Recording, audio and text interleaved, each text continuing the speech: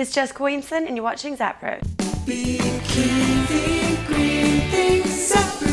We got all excited when we recently heard that the EPA dropped the value of a human life about $1 million. Not about the value dropping part, but for the jokes. What do you think? The show writes itself. So there we were about to put our fingers to the keyboard when Treehugger had to ruin it by bringing reality to the party. It shakes out like this. The EPA has to do a cost-benefit analysis for everything, and part of that value is the value of a human life. The old calculation is 7.8 million, and the new calculation is 6.9 million. So if the cost of implementing a regulation is above $6.9 million, it would probably not be adopted. I know what you're thinking. Seems like a lot. I mean, I knew this guy named Steve in college who definitely wasn't pulling a 6.9, but the EPA arrives at this number by using studies of how much extra we actually pay for wages in high-risk jobs and opinion surveys. And the EPA actually has the highest life rating of all the departments. What's the deal, Department of Transportation? So, as with so many things in life, what seemed like so much fun is actually just rooted in crappy numbers and stuff. A while back, you mentioned that Discovery Channel was launching Planet Green. Well, it's out, and one of our favorite shows is Greenberg, produced by Leonardo DiCaprio's company. It's about a town in Kansas that was torn to the ground by a level 5 tornado. 95% of the town was destroyed, but instead of just giving up and moving away, the town decided to stay and build with sustainability in mind. You can check out a great interview by Green Talk Radio with Daniel Waller, director of Greensburg Greentown. There's a link in our show notes. Also check out the Planet Green site, but if you want to watch the episodes online, you'll have to keep on wanting. But they have put up some video blogs of some of the students at Greensburg High School, like this one about hanging out at the local hotspot, the Quick Shop.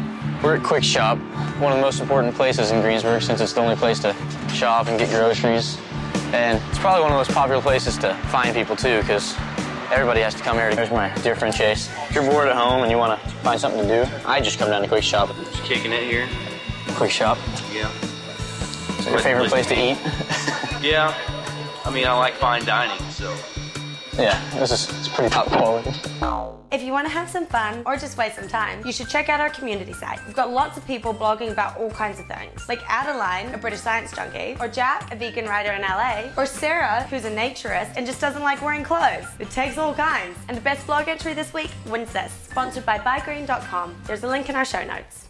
And now for some alternative autos. ZapRoot just unveiled a new EV for the recent G8 Summit. Too bad it looks like a brick on wheels. Tesla, the electric car company you just can't seem to get away from, says they will have a $60,000 sedan model on the road by the year 2010. Here's a preview. Wait a second, what's that? The Tata Nano, the car that will destroy the world, will have to increase its target price due to rising material costs. So you have to shell out more than $2,500 now if you want one. Last month, Prius sales dropped by 40%. Why, you ask? Because so many people wanted them that they ran out. So they're planning to open a Prius factory in the US soon. This news coming on the heels of Toyota planning to put integrated solar panels on the new Prius. Ferrari is looking to cut its CO2 emissions by 40% by the year 2012. And if that's not the weirdest thing you've recently heard, a fight is cooking in San Fran over grease. The San Francisco city government has been putting pressure on restaurants to give their fryer grease to them instead of private companies by allegedly circulating a letter that says the city has been so busy collecting oil that we haven't had time to hand out health code violations. Wink, wink. And Green Earth Technologies has just released G Oil, made from cow fat. The oil reportedly biodegrades 90% over 9 days. And when combined with their other product, G-Dispose oil, you can just pour it onto the soil right then and there. But while the oil is green because it comes from a living thing, we're thinking that the cows might like to renegotiate that deal. Thanks for watching, and remember all the links to our stories are in our show notes, and be sure to check us out at ZapRoot.com. Hey YouTube user, you should subscribe. The button is right